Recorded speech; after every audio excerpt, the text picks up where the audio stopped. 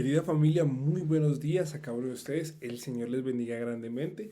Bienvenidos a este gran espacio de conexión con Dios.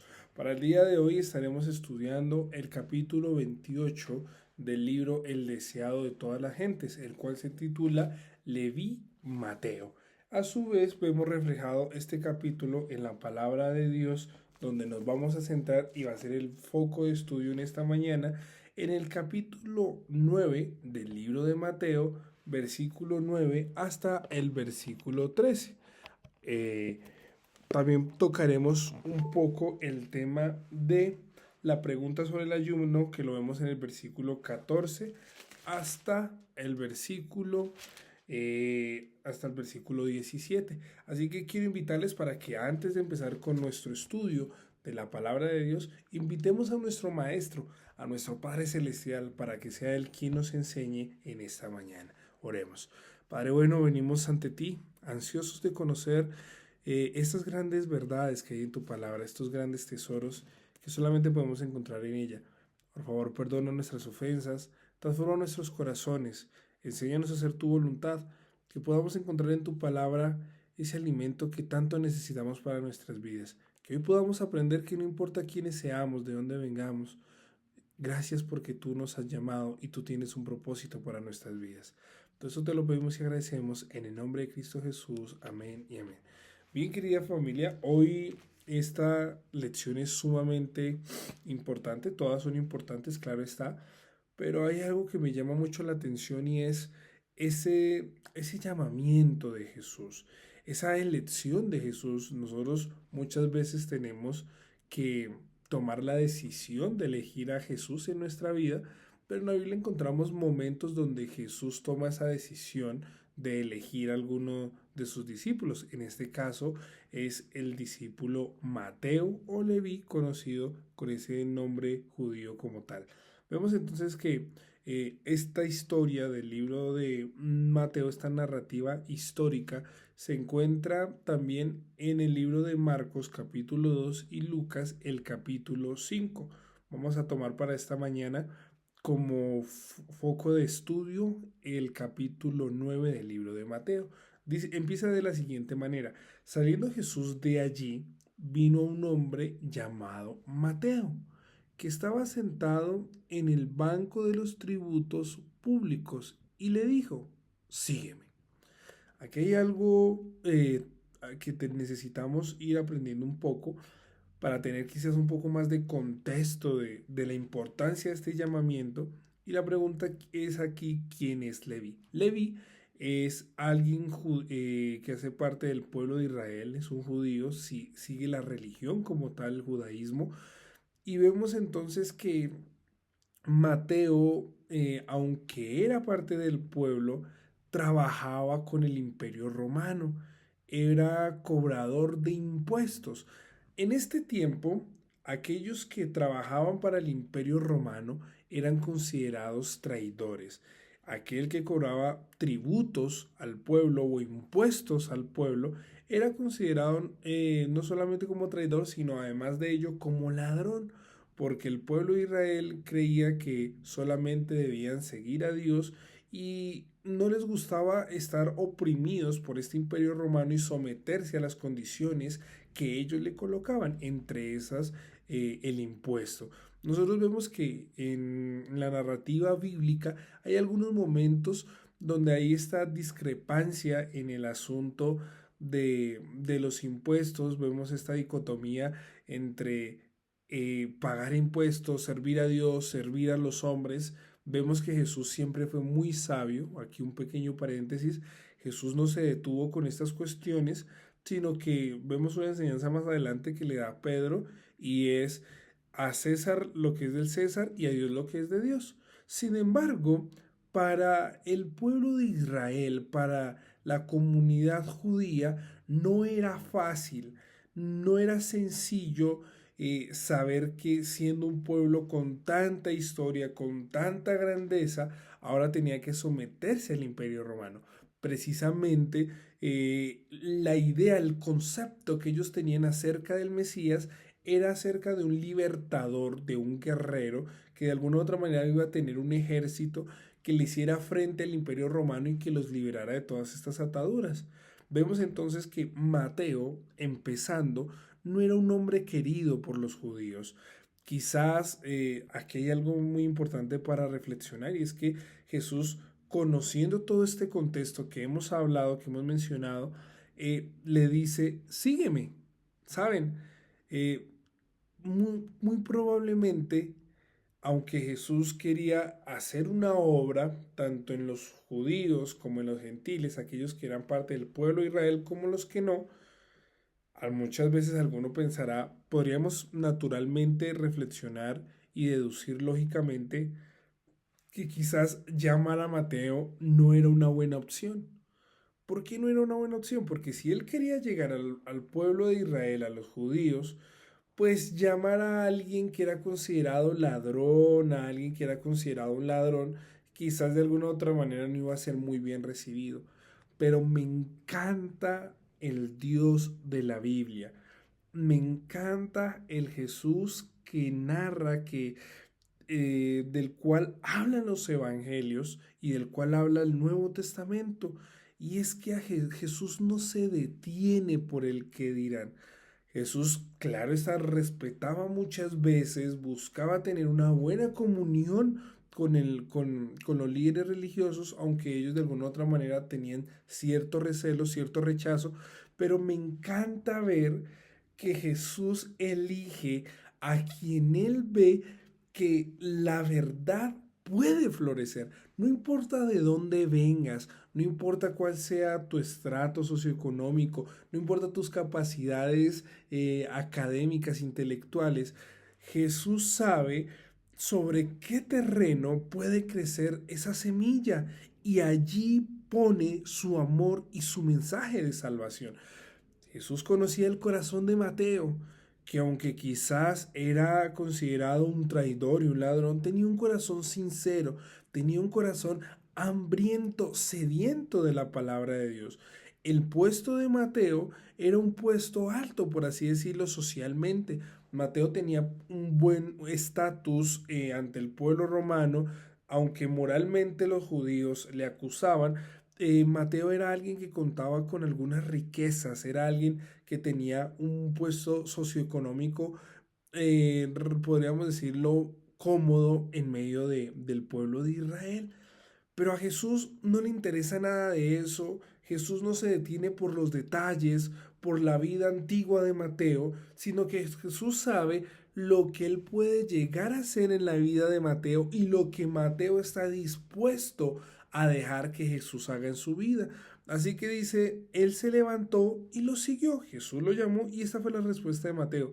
Aconteció que, estando él sentado en la mesa, en la casa, muchos publicanos y pecadores que habían llegado se sentaron juntamente a la mesa con Jesús y sus discípulos. Aquí hay algo muy poderoso y dice el versículo 11, cuando vieron eso los fariseos dijeron a los discípulos, ¿por qué come vuestro maestro con los publicanos y pecadores? Al oír eso Jesús les dijo, los sanos no tienen necesidad de médico, sino los enfermos. Aquí hay algo maravilloso, querida familia. Jesús, aunque vino primeramente a los judíos porque respetó ese privilegio de alguna u otra manera al ser Abraham aquel que abrió la puerta de la salvación, su descendencia, del linaje de Abraham viene Jesús el Cristo. Jesús respetó ese privilegio que tenía el pueblo de Israel, vino primeramente a los suyos, aunque dice la palabra de Dios, vino a los suyos y los suyos no le recibieron. Sin embargo, me encanta el hecho de saber que Jesús tenía muy clara cuál era su misión. Jesús vino a salvar no a aquellos que estaban quizás que vivían sin ningún problema, sin ninguna dificultad, sino que vino a salvar a aquellos que tenían la necesidad de Dios en sus vidas, de una nueva vida, aquellos que necesitaban ser transformados por Él. Sabes, muchas veces cometemos el error de desanimarnos cuando vamos a la iglesia y quizás no vemos que todos los que están en la iglesia son perfectos. Vemos que hay personas que tienen errores, porque a veces tenemos el concepto de que a la iglesia van aquellos que son perfectos, que no tienen problemas, y muchas veces nos podemos desanimar. Muchas veces cuando vamos a la iglesia vemos algunas cosas que también vemos afuera de la iglesia y decimos, bueno, pero si está la iglesia, si este es el pueblo de Dios, ¿cómo pasan estas cosas? Esas cosas deberían pasar allá afuera, pero aquí no deberían pasar. Pero hay algo maravilloso y es que Jesús nos dice que aquellos a los que vino fue a los que tienen necesidad y los sanos no tienen necesidad de médicos sino los enfermos. Jesús se presenta como el médico divino, aquel que tiene el poder de transformar el corazón, aquel que tiene el poder de transformar nuestras propias vidas. Entonces, en este contexto, la iglesia viene siendo un hospital donde acuden no los que están sanos, sino aquellos que están enfermos, aquellos que necesitan ser transformados y que necesitan el amor y la misericordia de Jesús. Querida familia, no podemos desanimarnos cuando vemos en la iglesia defectos de seres humanos semejantes a nosotros, porque precisamente la iglesia es el lugar donde aquellos que necesitamos transformación, sanación, acudimos para encontrarnos con el médico divino, el único que puede transformar nuestros corazones. No podemos ir a la iglesia a juzgar. No podemos ir a la iglesia a ver quién está sano, quién está enfermo. Nuestro trabajo es encontrarnos en la iglesia con el único que es el médico divino que tiene el poder para transformarnos. Los fariseos siempre buscaban alguna manera para juzgar a Jesús. Vieron el ministerio de Juan el Bautista, era un ministerio directo, era un ministerio, era un hombre que le decía a los grandes reyes cuál era su error, cuáles eran sus dificultades, y siempre tenían algo para juzgar. Y ahora que Jesús actúa de una manera diferente, ahora que Jesús tiene un ministerio distinto, al mezclarse con esas personas que necesitan salvación, al tener misericordia con ellos, también tenían algo que juzgar. Y dice, pero ¿qué hace este? Dice, por ejemplo, el libro de Marcos y de Lucas, que come y bebe con publicanos y pecadores. Dice entonces el versículo 13, id pues y aprended lo que significa misericordia quiero y no sacrificio. Porque he venido, porque no he venido a llamar a justos, sino a pecadores al arrepentimiento. Querida familia, hay una lección sumamente importante para nosotros.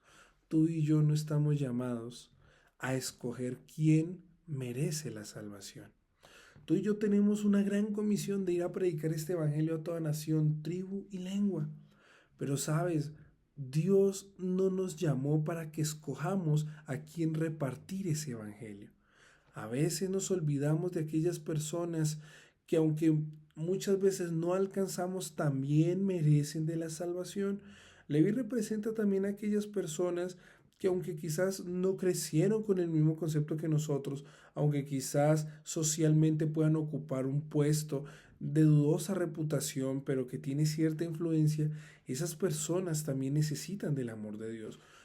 No creamos que aquellos que quizás en nuestra sociedad pueden ocupar un puesto de, de influencia no necesitan de salvación. Aquel político que muchas veces cuestionamos, que muchas veces podemos hablar si es bueno o no es bueno, aquella persona empresaria que muchas veces algunos pueden decir, bueno, pero es que quizás está ganando o quizás no sabemos cómo sean sus ganancias. Aquellas personas de quizás clases altas, puestos que tienen un impacto social, pues querida familia, esas personas también necesitan de Jesús. Tenemos que dejar nuestros preconceptos a un lado. Aquellas personas que parecen pecadores, que parecen que nunca van a ser diferentes, que parece que ya no hay nada que hacer con ellos, ellos también necesitan el amor de Jesús. Tenemos que aprender lo que significa misericordia quiero y no sacrificio. Jesús, Dios, nos ha llamado para que prediquemos este gran mensaje, pero nos ha llamado no para que practiquemos justicia delante de las personas, porque el único que es justo es Dios. Dios nos ha llamado a que practiquemos la misericordia para que veamos en los pecadores alguien que puede experimentar el gran poder y la misericordia de Dios. Así que la palabra de Dios nos invita para que busquemos a aquellas personas. No nos detengamos en los detalles, no nos detengamos en quizás lo que tan solo ven nuestros ojos en el exterior, sino que cada vez que veamos a alguien, sin importar su estrato económico, sin importar de dónde venga, que tengamos claro que es un hijo por el cual Cristo Jesús murió, que es alguien que me necesita la salvación, la misericordia y la gracia de Cristo Jesús. Porque Jesús dijo, porque no he venido a llamar a justos, sino pecadores al arrepentimiento. Vamos a tener una palabra de oración. Oremos. Padre bueno, gracias porque tú siempre tienes un propósito para nuestras vidas. Gracias porque tú no te detienes en lo que somos, sino que tú sabes lo que podemos llegar a ser por tu gracia y amor. Ayúdanos de la misma manera a tener esos ojos de misericordia. Cuando veamos a alguien, cuando podamos predicar a alguna persona, ayúdanos a no pensar en lo que son, sino en lo que pueden llegar a ser por tu gracia y tu amor. Señor, ayúdanos también para entender que vamos a la iglesia a buscarte, que vamos a la iglesia porque necesitamos ser sanados. Ayúdanos a no detenernos nuestra vista en aquellos que están luchando quizás de la misma manera que nosotros. Ayúdanos a no mirar a los que están a nuestro lado para juzgar, sino que ayúdanos cada vez que vamos ante tu presencia, a la iglesia, a ese gran hospital. Ayúdanos a entender que solamente necesitamos ver al médico divino, aquel que tiene el poder de transformar nuestros corazones. Gracias por tu amor, gracias por tu misericordia, gracias porque no viniste a condenar al mundo, sino a salvarlo. Te lo pedimos y lo agradecemos en el nombre de tu Hijo amado Cristo Jesús. Amén y amén. Querida familia, un feliz día para todos y que podamos predicar a todo el mundo, sin importar quién sea, de dónde venga, quién es Cristo Jesús.